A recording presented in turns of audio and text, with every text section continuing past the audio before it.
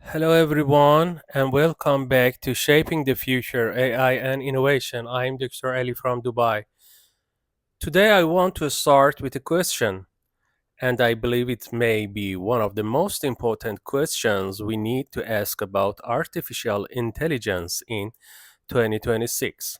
For years, we have been asking, will AI replace employees? Will AI change our jobs? Will AI improve productivity? And will AI become our assistant?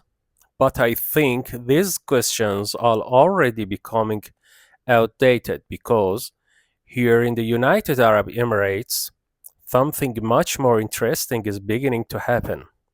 The question is no longer simply what happens when employees use AI. The new question is what happens when AI itself begins to act? When it monitors, when it analyzes, when it decides, when it executes, when it evaluates the result, and then without waiting for another human instruction, takes the next action. At that point, we are no longer talking about an AI assistant, we are talking about AI agent. And when this happens inside government at scale, I believe we are entering an entirely new chapter. We may be witnessing the beginning of what I call the agenting state. And the UAE could become one of the world's most important laboratories for discovering what that actually means. In May 2026, the UAE announced an extraordinary ambition. The government is working toward transforming 50% of federal government sectors and services within 2 years through agentic AI involving autonomous execution and decision making. This is important, not because another government is adopting artificial intelligence. Governments around the world are doing that. The important word here is execution. The official UAE vision describes AI models that can monitor change, provide analysis and recommendations, manage operations, perform sequences of actions, evaluate results, and introduce improvements. That represents a fundamentally different relationship between government and technology. Think about the evolution. In the first stage, governments become digital, forms moved online, services became applications, databases became connected. Then came smart government. Data began helping governments understand pattern, predict needs, and improve services. Then came generative AI. AI could answer questions, summarize documents, create content, and support employees. But agentic AI changed the equation again because now we are moving from AI that provides information to AI that participates in action. That difference sounds small, but from the perspective of management and governance, it's enormous. Imagine a citizen interacting with government in the future. Perhaps you don't need to understand which department is responsible for your request. You don't complete five applications. You don't upload the same document repeatedly. You don't even necessarily initiate every government service yourself. An intelligence system could understand your circumstances, identify the required process, coordinate across government entities, request authorization when necessary, execute appropriate steps, and follow the process until completion. Government start moving from being reactive to becoming increasingly proactive. That's a fundamentally different operating model. And this is why I don't see agentic AI simply as another stage of digital transformation. I see it as potentially a form of institutional innovation. We are redesigning how institution works, its workflows, its decision rights, its relationship with citizens, and ultimately, perhaps even the boundary between human and machine authority. The UAE is particularly interesting because this isn't happening in isolation. In June 2026, the UAE approved the establishment of an artificial intelligence and data authority, bringing data, AI, and digital government under a single national body reporting directly to the cabinet. This stated direction is toward government operating on data and agenting AI. Meanwhile, Abu Dhabi has its own ambition to become a fully AI native government by 2027. And recently, Microsoft 365 Copilot deployment across Abu Dhabi government expanded to approximately 35,000 employees across 27 government cities. Uh, Put these developments together and something become clear. We aren't talking about a handful of AI experiments anymore. We are beginning to talk about AI as a part of operating architecture of governments, and that leads to fascinating question. If AI becomes part of the operating architecture, what happens to management? This is where I believe the conversation becomes much more serious because technological capability is only half of the equation. The other half is governance. Suppose an AI system makes a recommendation, a human reviews it and makes the final decision. Accountability is relatively understandable. But suppose tomorrow, an AI agent identifies a problem, selects an action, and executes it. Then another AI agent evaluates that action, and perhaps a third system coordinates the next response. Now, ask a very simple question. Who owns the decision? The developer, the government department, the executive? Who authorized the system? The human supervising the agent, or the institution itself? This is what I would call the agentic accountability gap. And I believe organizations will encounter it very soon because the more autonomy we give AI, the more precisely we must define accountability.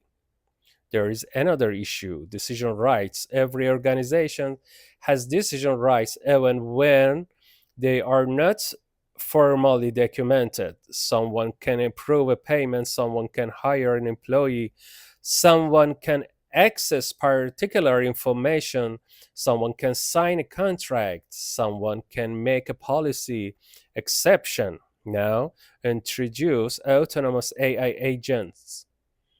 What exactly can the AI decide? What can it recommend but not execute? And what can it execute below a particular risk threshold? When must it escalate to the human? Which actions are completely prohibited? And this is particularly important. Who has the authority to give AI more authority? I believe this could become one of the defining management questions of the agentic AI era.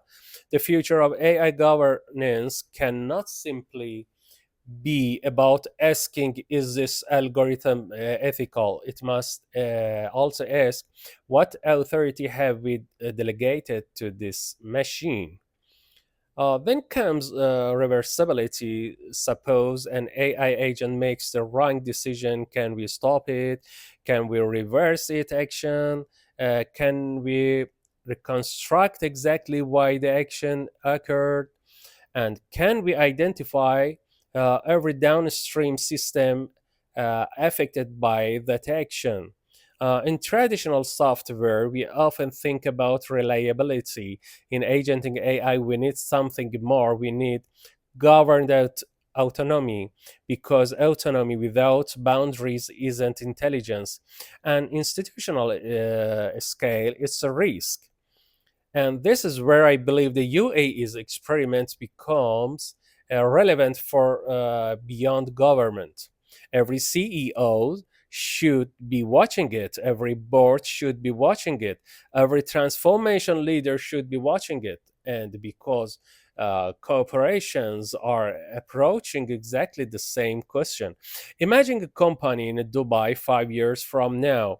You have 5,000 human employees, but perhaps you also have thousands of AI agents. One monitors procurements, another negotiates schedules, another handles customer requests, another monitors compliance, another analyzes competitors, another manage inventory, another prepares contracts, another detects fraud. And these agents communicate with other agents. At this point, what exactly is your workforce? Is an AI agent software, or is it just a tool? Is it digital labor, or is it part of your organizational structure? Does an AI agent have a job description, or does it have a manager? Does it have a KPIs, or does it have a level of authority? Can it be promoted to get to greater permissions? Can it be suspended? Who evaluates its performance? These questions may sound futuristic. I don't think they are. In Abu Dhabi, G42 has already publicly describes bringing AI agents into structures enterprise roles. So perhaps the management discipline of the future will not simply be about managing people. It will be about managing hybrid organizations composed of human and autonomous digital agents. And this brings me to what I believe is the biggest misconception about AI transformation. Many organizations thinks AI transformations means buy better AI, buy more licenses, build more models, train more employees, automate more processes. Those things matter, but they don't necessarily create transformation. Real transformation begins when you ask, if AI can now perform this work, should our organization still be designed the same way? That is a completely different question. Technology asks, what can AI do?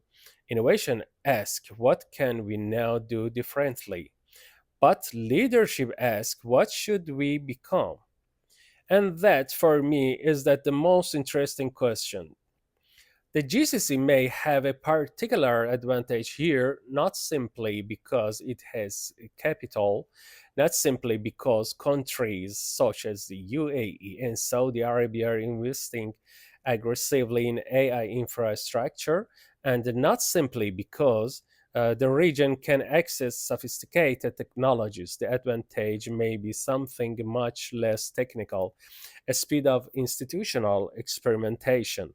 The World Economic Forum reported earlier this year that 19% of golf organizations had already moved agentic AI from pilots toward implementation, while 74% were planning adoption. That matters because in technological revolutions, leadership doesn't always go whoever invented the technology. Sometimes it goes to whoever learned how reorganized around it faster. The internet was not valuable simply because it connected computers.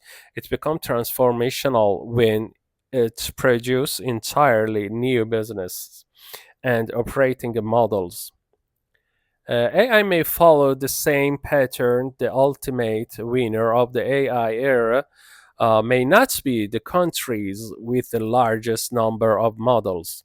They may be the countries that discover the best institutional architectures for human and machine intelligence working together. But speed also creates responsibility, and I think this is where we need to resist two extremes. One extreme says AI will solve everything, give it more autonomy, move faster, automate everything possible. The other extreme says AI is dangerous, control everything, slow everything down, keep a human involved in every action. I don't believe either approach is sufficient. The real challenge is to develop something much more sophisticated, governed autonomy. Give AI enough autonomy to create meaningful value, but enough governance to keep human institutions accountable. The goal shouldn't be maximum automation, the goal should be optimal delegation. That distinction is critical. So let me make one prediction. Over the next few years, I believe one of the most important capabilities for executives will be something I call AI delegation design. Leaders will need to decide which decisions belong to humans, which belongs to machines, which should be shared, which machines can initiate actions, which require approval, which level of uncertainty is acceptable, and when humans must intervene, uh, and how authority can be withdrawn when something goes wrong. This will not merely be uh, uh, be an IT responsibility. It will be a leadership responsibility, governance responsibility, or and ultimately a board responsibility. So, is the UAE building the world's first agentic state? It is still far too early to declare that outcome, and I use the term agentic state deliberately as a concept, not an official government label. But the direction is fascinating because the UAE is helping move the global conversation from can government use AI to how should government operate when AI is self-become capable of action. That is much bigger question. And if the UAE successfully demonstrates that autonomous AI can improve government while maintaining trust, accountability, security, and human oversight. So the innovation creates here may be much more important than a new application. It could become a new model of institutional design, and perhaps that is the real AI competition of the coming decades, not America versus China, not one model versus another model, not human versus machine, but who can design the most effective relationship between human authority and machine autonomy. And I want to leave you with one final question. Imagine that tomorrow an AI agent can make a government decision or a business decision faster, cheaper, and more accurately than human. Would you give it the authority to act? If your answer is yes, how much authority? And if something goes wrong, who should be accountable? That is where the real conversation about agenting AI begins, not with technology, with authority, not with automation, with accountability, and not with what artificial intelligence can do, but with what we as leaders and scientists are prepared to allow it to do. I'm Dr. Ali again, and I'm from Dubai, and this is Shaping the Future AI Innovation. Thank you for listening, and until next time. Final sentence. Don't just ask how intelligent AI is becoming, ask how much authority we are giving it. Thank you.